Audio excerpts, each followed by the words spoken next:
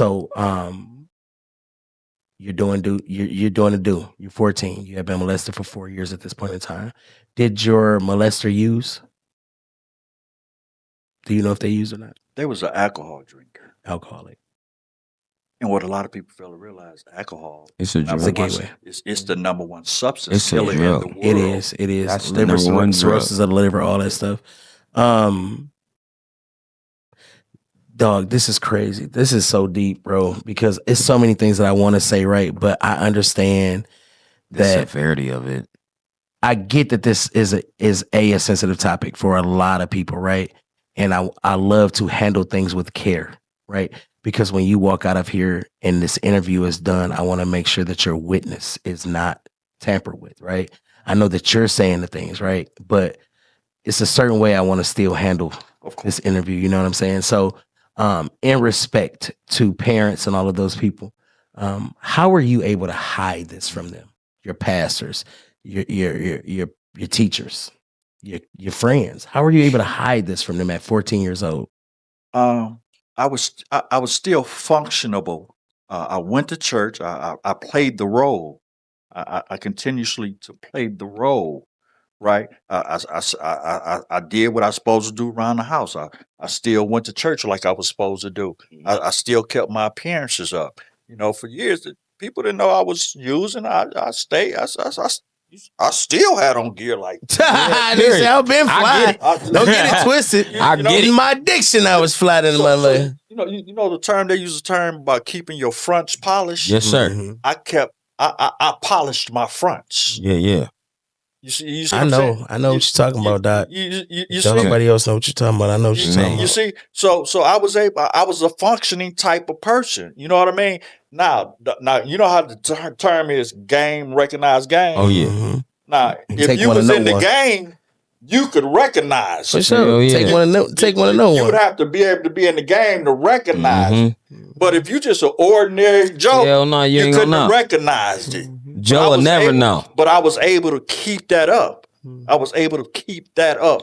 In your brain, how did you justify that? How did you justify it all mentally?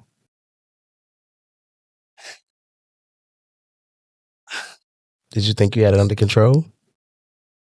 For a while, I did. The reason I thought I justified is because I got up and I went to work. I still provided for my family. I had a business, janitorial maintenance services, and still had a 9 to 5. Damn. I had 2 cars. Me and my wife had a condo. This how I was justified. Yeah, period. Right? Functioning. This, I'm Like functioning. you ain't buying it I'm- for me. I'm I'm buying right. it for my damn self. I'm good. I'm I good. ain't- Real I- shit. oh yeah, I'm Listen, functioning. Baby, we I'm lit. Good. I'm good. Right? Till that last run. Mm. I'm blowing 2.5 grams of heroin a day. Jesus Christ. This is what I need to function just on a regular basis. You gotta have it too. Once it get into your stream and once it's in there, you gotta have it. Listen, If you don't have that, you gotta have something else, right? So Exactly. Go ahead. I'm gonna let you cook though, because we can talk about that in a minute. That was the purpose of the janitorial services. My job was to take care of my Bills. house. My self business will take care of me. Yes. You see what I'm saying? So this thing was big, man. This wasn't just. How much money you think you blew on drugs overall in no time? Listen, man. We talking about 2.5 grams. We talking about $300 a day. So you do the math. Wait. So you do the math. Hold on. $300 a day. That's $2,100 a week. For how long did you do this? At least for the last 7 years. $2,100 a week. I'm not fabricating this, bro. I know. One thing I know about you is you can do a lot of other things to sit up and lie. Yeah. Show I know you. And guess what? And when I couldn't get no heroin, you know, I would go by the scripts of Vicodins. For sure. You know what I mean? Because that'll hold you down. Because I just didn't want to get dope sick. Yeah, yeah. Because I would get dope sick, I'm good. So I yeah. go buy a script of Vicodins, man. You know, the old ladies in Hold down the, on them, you know, the old ladies in the church. You know, they, Hey, man. oh, I shouldn't have said that.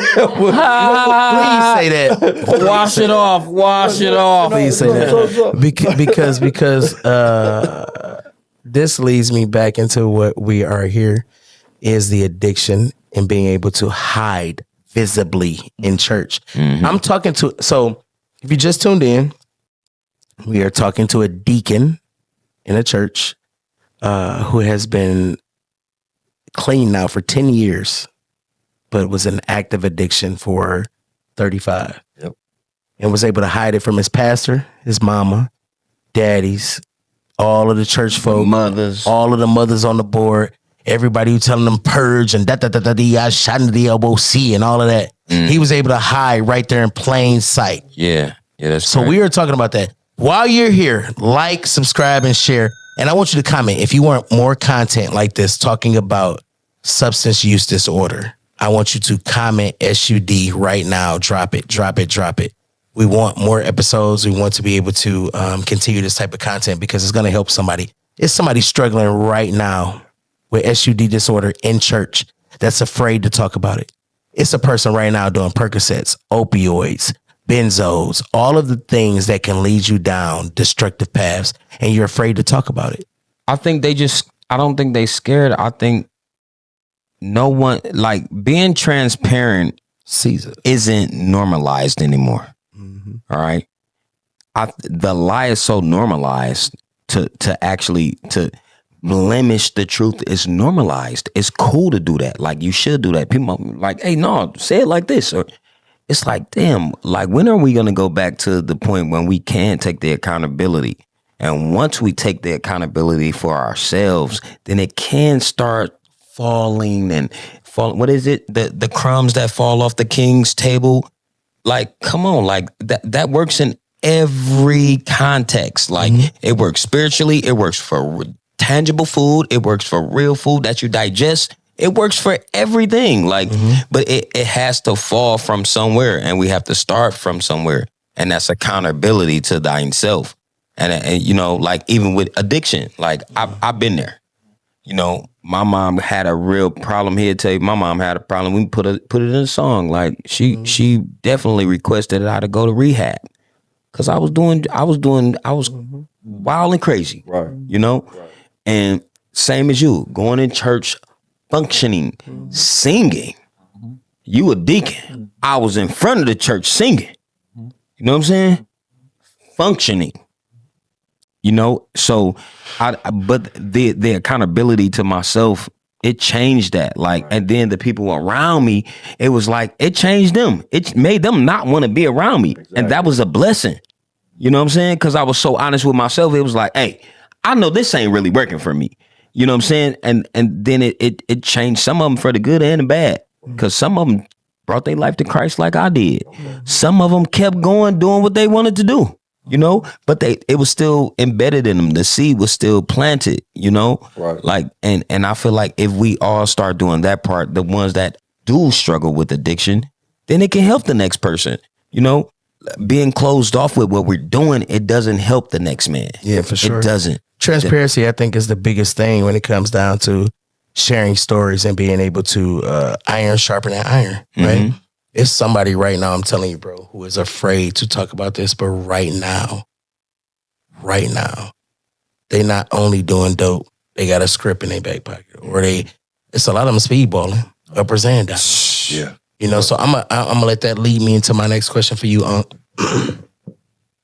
Were there some times in your SUD fight, right, that you felt like God was trying to get your attention?